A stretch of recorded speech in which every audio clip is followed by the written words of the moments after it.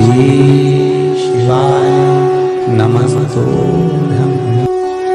कर देता है, उसकी मनोकामना 3 माह में भगवान शिव पूरी कर देता है। बटकेश्वर महादेव, बटकेश्वर।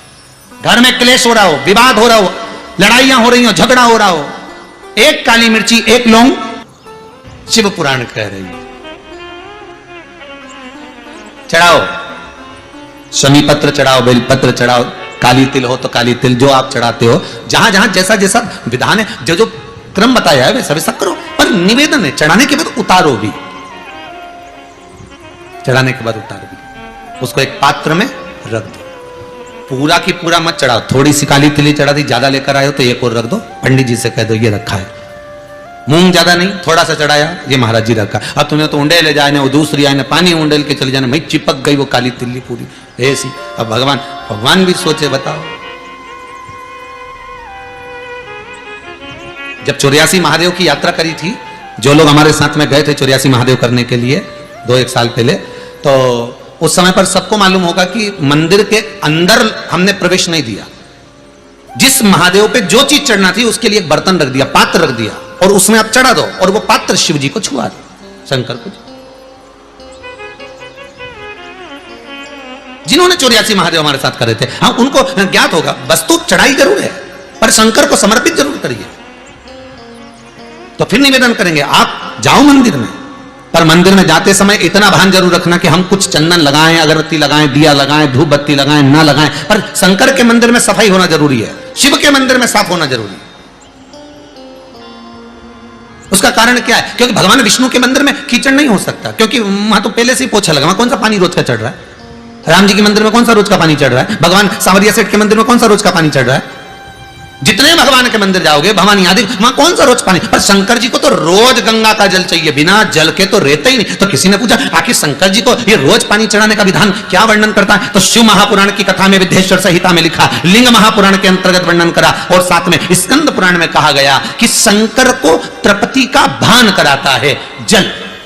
अब कहा कि जल तो गंगा का होना चाहिए, फिर यहां शास्त्रों में लिखा कि गंगा का जल से अभिषेक करो शंकर भगवान का, तो अपन तो घर का लोटा से पानी भरते, मटके का पानी ले जाए, टंकी का पानी ले जाए भगवान को चढ़ाने के लिए। तो भगवान स्वीकार करता है क्या? शिव महापुराण की कथा कहती है, तांबे के लोटे में जो जल भरा जाता है और उसको शंकर के दरवाजे पर, चौखट पर लांग कर जब हम जाते हैं, शिव को समर्पित करते हैं, जैसे ही शिव की चौखट में हम प्रवेश करते हैं, मंदिर के अंदर प्रवेश करते हैं, उस समय पर भगवान शंकर के दरवाजे के नंदी भृंगी उसको, भगवान शिव के जो गण होते हैं उसको गंगा का जल निर्मित कर देते हैं, उस कलश को ही गंगा का जल कर देते हैं, उसी को गंगा जल कर देते हैं। शिव जी का नाम बटकेश्वर महादेव हो गया। यह वो बटकेश्वर महादेव हैं। अदालत में केस चल रहा हो, कहीं कोई समस्या अड़ गई हो, तो दही का शिवलिंग का निर्माण बड़ के पेड़ के नीचे कर कर, जो पूजन कर कर उसका विसर्जन कर देता है, उसकी मनोकामना 3 माह में भगवान शिव पूरी कर देता है। बटकेश्वर महादेव, बटकेश्वर। घर में क्लेश हो रहा हो, विवाद हो रहा हो, लड़ाइयां हो रही हो, झगड़ा हो रहा हो, एक काली मिर्ची, एक लौंग, शंकर भगवान को स्पर्श कराकर बड़ के पेड़ के नीचे बटकेश्वर महादेव के नाम से डाल दीजिए, 15 मिनट में शांति हो जाए। कितने पति पत्नी में झगड़ा हो रही हो, और पत्नी कितनी भी रूठ के चली गई, मनाने आ जाएगा, बोले तुम तो बस एक काली मिर्ची लौंग डाल। बटकेश्वर महादेव।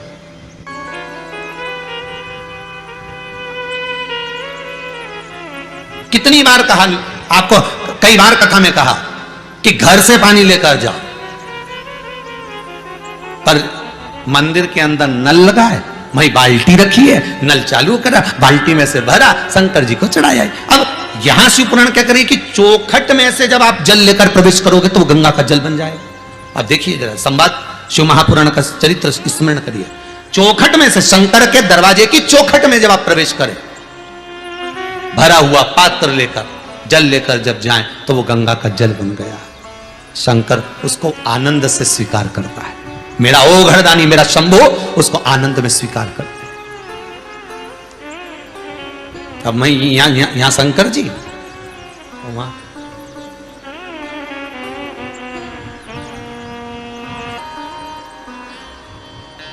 कई लोग प्रश्न खड़ा करते हैं, महाराज जी ये बताओ, सत्यनारायण जी की कथा में लिखा हुआ है कि ब्राह्मण ने सत्यनारायण जी की कथा कराई और उसका ये हुआ, बोले सही है कि गलत है, पहले लाख दिया। दूसरे में फिर उसने वो गया लक्कड़हारा, उसने सत्यनारायण जी की कथा सुनी और सत्यनारायण जी की कथा सुनी, प्रसाद लिया, घरे आया, लकड़ी बेचने गया, बोलो सही है कि नहीं है, ऐसी है नहीं। हाँ, तो लकड़ी बेच के आया तो उसको अच्छा दुगना दाम मिला, उसने फिर सत्यनारायण जी की कथा कराई। फिर तीसरा अध्याय आ गया, उन्हें सत्यनारायण जी की कथा करी, लीलावती कलावती का संवाद आया। फिर चौथे में भी लीलावती कलावती का संवाद आया, वो का पति पानी में डूबने लगा, भगवान सत्यनारायण की कथा करवाई। फिर पांचवें में राजा गया, सत्यनारायण जी की कथा का प्रसाद नहीं लिया तो सत्यनारायण भगवान ने रुष्ट हो गए। अब यह समझ में नहीं आई ये पूरे 5 अध्याय में सत्यनारायण की कथा कौन सी थी।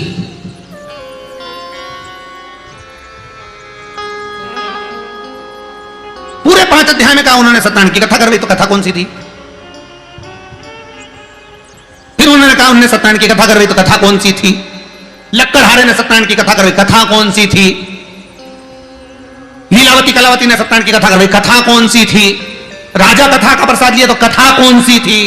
स्कंद पुराण कर रही है, शिव पुराण कर रही है, कथा ये थी कि वो झूठ बोला ब्रह्मदेव और सत्य बोले मेरे भगवान लक्ष्मी नारायण। जैसे ही भगवान शंकर सामने आए और ब्रह्मा जी ने पूछा बताओ तुम्हें क्या चरण मिले, और भगवान विष्णु ने पूछा ब्रह्मदेव पहले तुम्हें बताओ सिर मिला। ब्रह्मा जी बोले मैं बाद में बोलूंगा, पहले तुम बताओ तुम्हें क्या शंकर के चरण मिले। तब भगवान विष्णु उसी समय पर हाथ में कलश लिए, उस पे श्रीफल रखा था, आम के पत्ते लगे हुए थे, और सत्यनारायण भगवान के सामने भगवान विष्णु के सम्मुख में वो कलश रखा था। और भगवान विष्णु कहते हैं सुनो ब्रह्मदेव, मैं जब नीचे तलातल रसातल में जाता गया, जैसे ही मैं नीचे पहुंचा